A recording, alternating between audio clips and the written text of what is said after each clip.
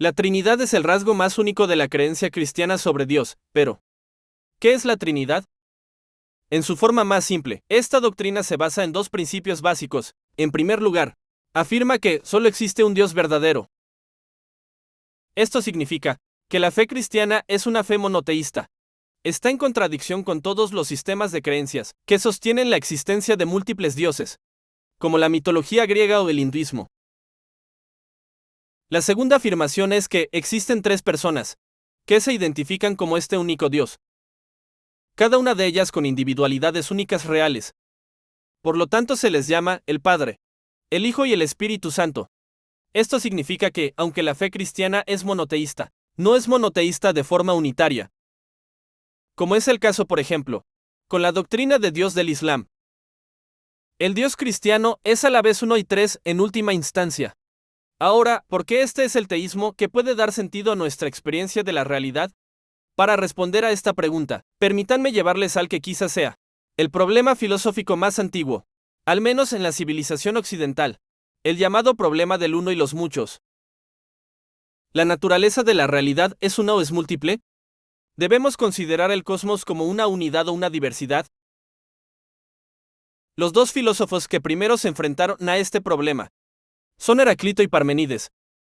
Parménides creía que solo hay un ser inmutable. Los cambios y la diversidad, por lo tanto, no son más que ilusiones de los sentidos.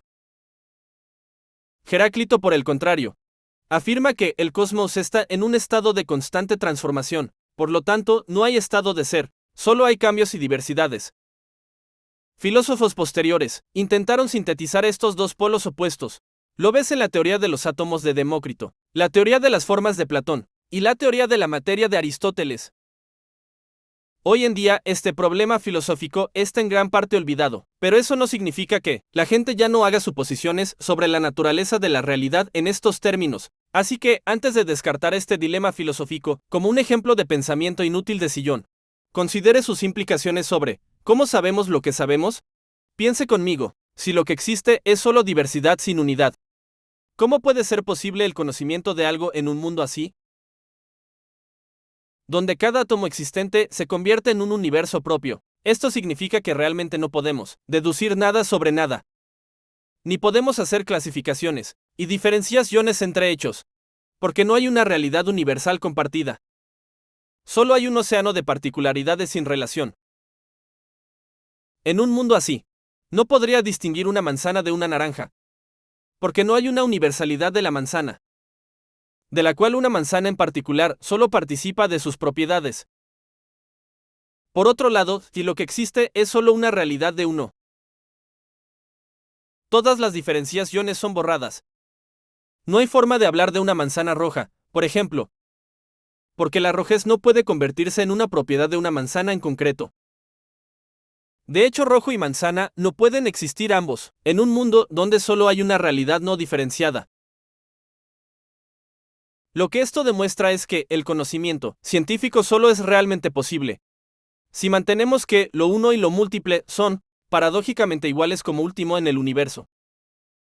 De ahí el término universo. Tome, por ejemplo, a un científico que lleva a cabo un experimento. Lo que está tratando de hacer es delinear leyes universales, que puedan ser demostradas por cosas particulares en la naturaleza. Por lo tanto, el científico tiene que plantar sus pies fielmente en la ultimidad tanto del uno como de los muchos, si quiere descubrir la inteligibilidad en la naturaleza. Se debe basar en presuposiciones, que solo un fundamento trinitario de la realidad puede explicar. La misma tensión del uno y muchos se observa con la organización de las sociedades humanas. El desarrollo de las teorías políticas es, de alguna manera, un malabarismo entre el uno y los muchos, que tiene prioridad en la sociedad. ¿Es el colectivo el individuo? Las sociedades que colocan al colectivo por encima del individuo corren el riesgo de inclinarse hacia un estado más totalitario. La libertad individual es aplastada por ideologías y comportamientos impuestos, diseñados para hacer una ciudadanía uniforme. Aquellas que colocan a un individuo sobre el colectivo tienden hacia la anarquía, donde una sede unificadora de autoridad es vista como una amenaza a la libertad.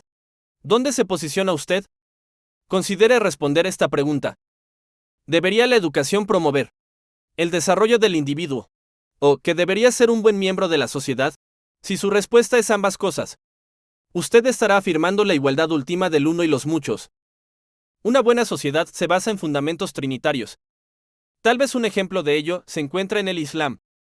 Sin la intervención de ideas democráticas, las naciones islámicas tienden siempre hacia el totalitarismo. Esto no es un accidente en su teísmo unitario. El mismo nivel de realidad puede encontrarse en el significado humano, las artes, la música, las narrativas y las historias, entre otros. Ningún fundamento unitario ni politeísta puede explicar la naturaleza de la realidad que experimentamos. Solo un Dios, quien es en última instancia uno y muchos, puede dar cuenta del conocimiento y la experiencia humana. Por lo tanto, la Trinidad cristiana es el único Dios verdadero.